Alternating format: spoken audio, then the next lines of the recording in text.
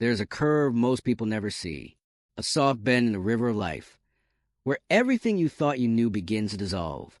It doesn't come with thunder or a revelation. It comes quietly, like an old friend returning to fog, carrying silence instead of words. When we are young, we live in the certainty of shape. Things seem to have edges, borders, names. We point and say, "This is who I am." We point and say, "That is what I love." We gather, define, declare. But as the years pass, definition becomes a kind of cage. You begin to see that words, once bright and clear, blur around the edges. Perhaps that's what age is. Not decline, not decay, but the slow melting of certainty.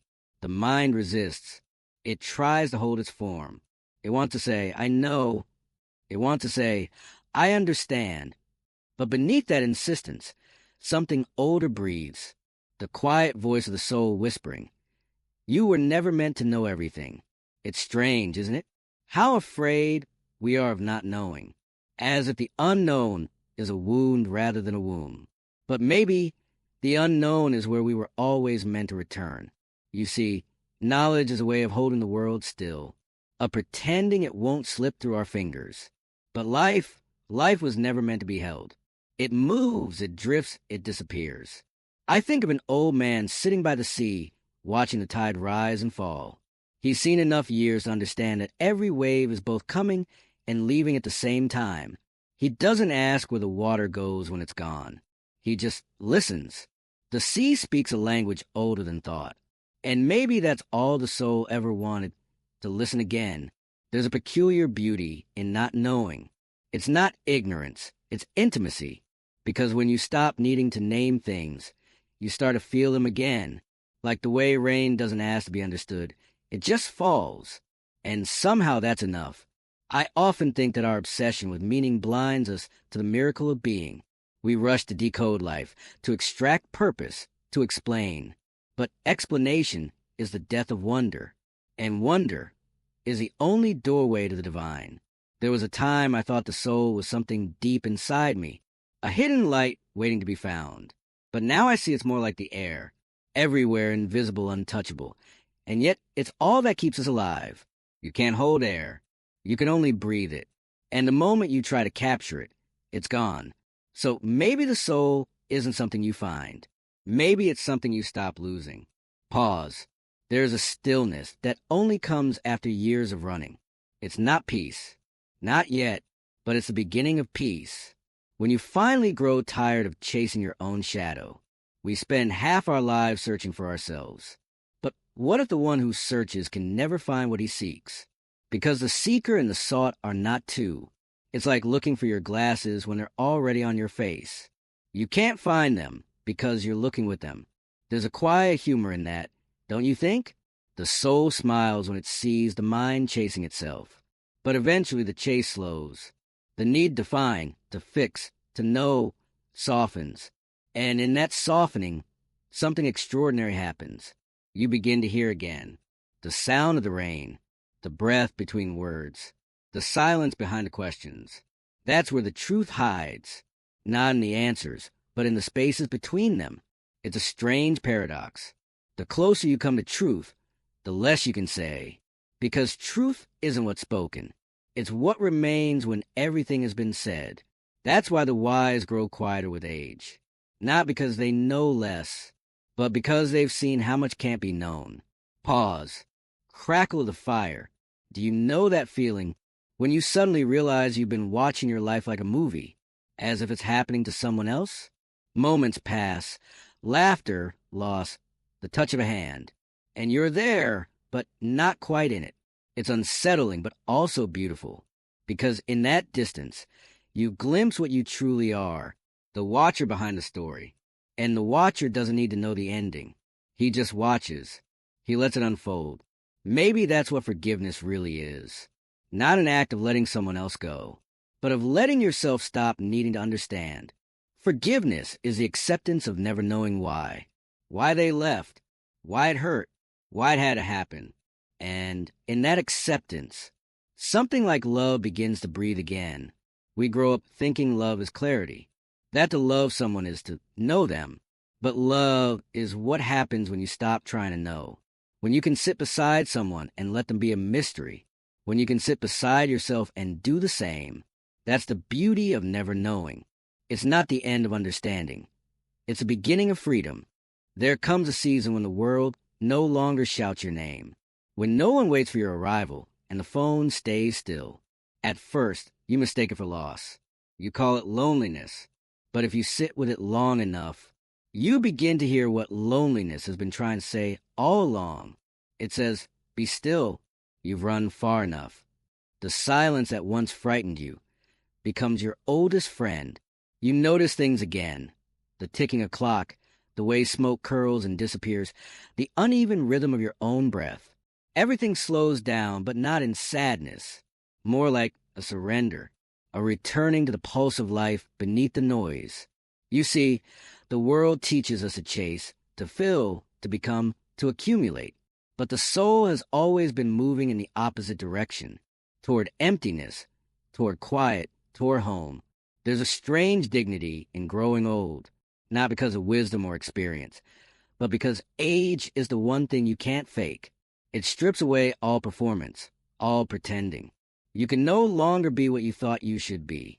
You can only be what's left, and what's left is real. Sometimes I think that's what death prepares us for. Not the end, but the unveiling. All our lives we hide behind the mirror of identity. We build our faces, our names, our roles. But the mirror cracks with time, and what you see behind it isn't someone else. It's everything. The old understand this, that the smaller you become, the larger the world feels.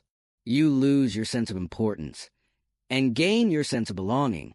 When you're young, the silence feels like punishment. When you're older, it feels like mercy, because silence doesn't judge you.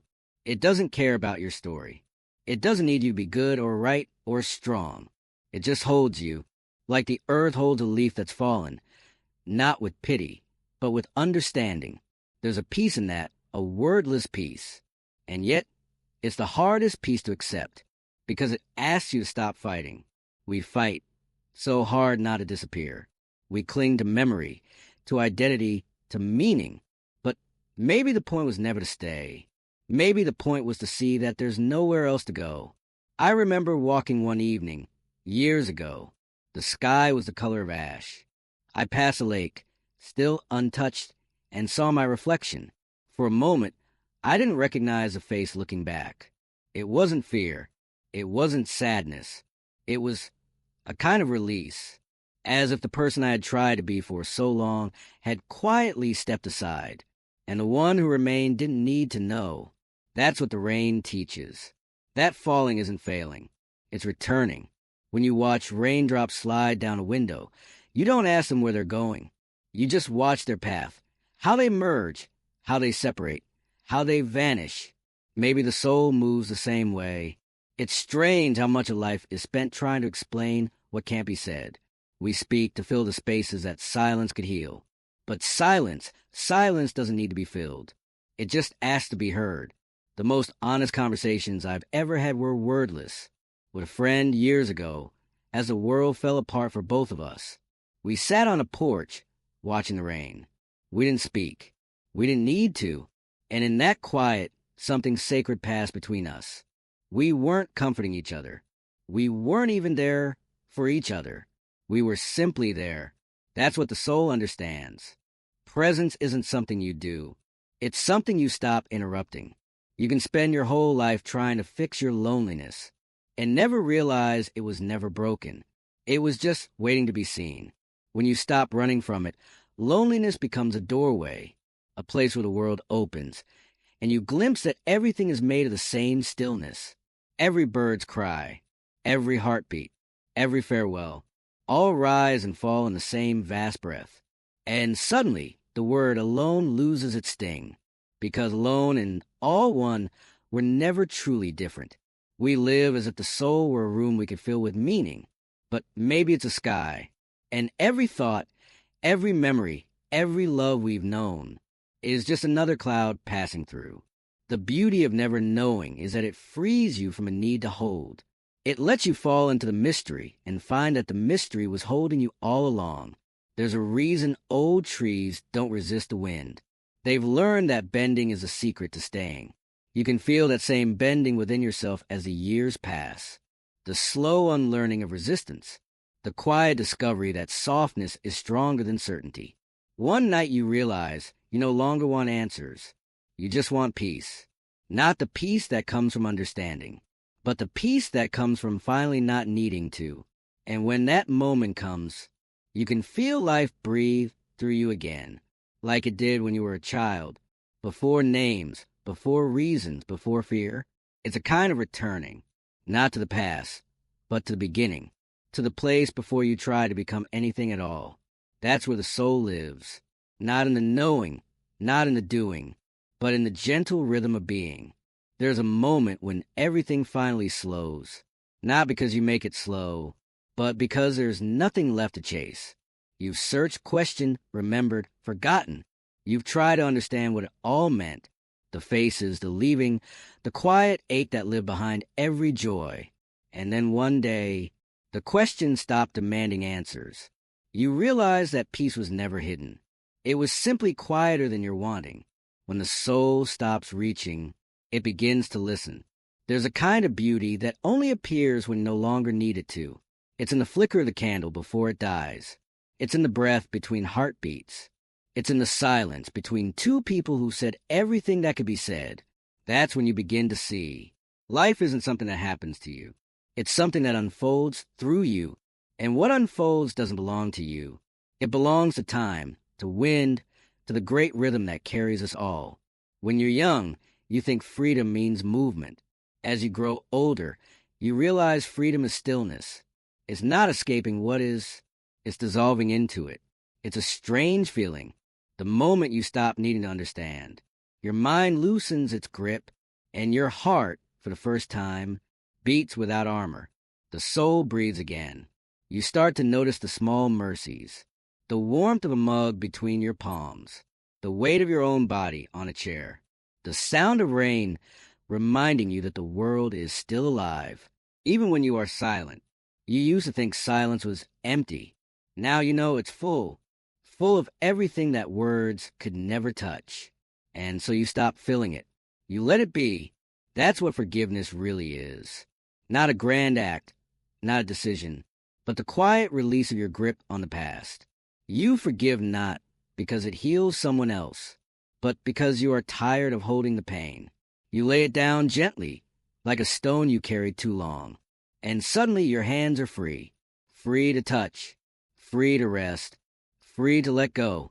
There's a gentleness that arrives after years of struggle, not because you've conquered anything, but because you finally understand there was never anything to conquer. The wars were all inside you, and they were always fought against your own reflection. Now the reflection smiles back, not with pride, not with victory, just with recognition. You see yourself as you've always been, a wave that mistook itself for the ocean's edge, a moment pretending to be a lifetime, and in that realization, you return to the unbroken circle, the one that was never truly lost, never truly found, the one that began before you began, and continues long after you stop pretending to stand apart. That's the beauty of never knowing. It saves you from a burden of certainty. It allows the mystery to hold you, the way the night holds the stars, not asking them to explain their light, just letting them shine. In this peace, you realize you don't need to be seen to exist. You don't need to be remembered to matter. Even the smallest life, a drop, a sigh, a forgotten song, is complete.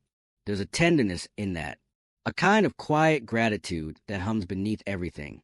You look back at all the versions of yourself, the frightened one, the angry one, the hopeful one, and instead of judgment, you feel affection.